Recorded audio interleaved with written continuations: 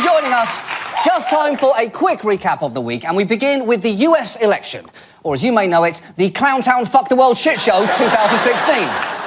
This was a particularly big week for the Republican Party, with Donald Trump winning 7 states on Super Tuesday and 2 more last night. And while yesterday's wins were a little narrower, it does appear that Republican voters have, for the time being, decided not to make Donald Trump again. Hashtag make Donald Trump again. In fact, Trump's opponents spent the week seeming increasingly desperate. He's always calling me Little Marco.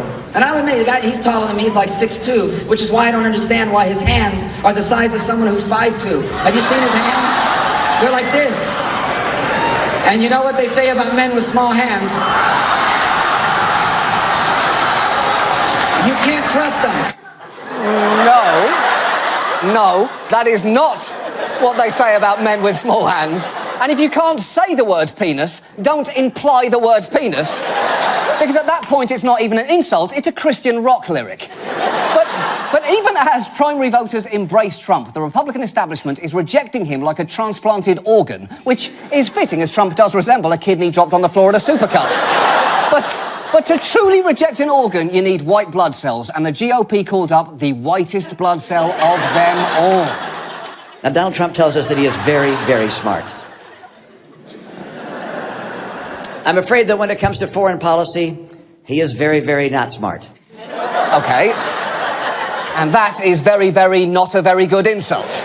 But Romney wasn't alone. Prominent Republicans lined up to publicly attack their own party's frontrunner.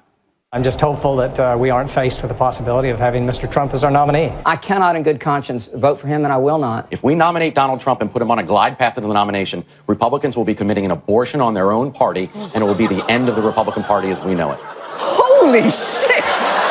You know they're getting desperate when they're just throwing in their favourite buzzwords.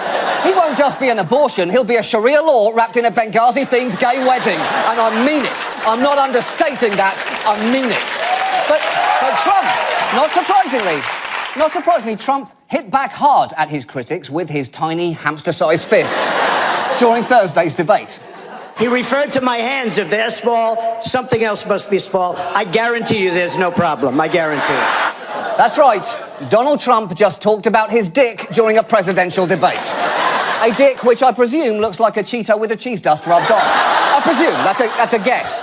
But you know what? I'm glad he brought it up. Mainly because I now have an excuse to play you something that we didn't have time to include last week. Specifically, an audiobook excerpt from his ex-wife Ivana's For Love Alone, a barely fictionalised account of their marriage as read by Morgan Fairchild. In a moment, they were on the floor, on top of the mink coat, Katrinka's legs gripping his waist as he moved deeper and deeper into her. As Adam pulled away from her, his cock fell for a moment into the valley between her legs, leaving a smear of semen on the dark silk. He smiled with satisfaction.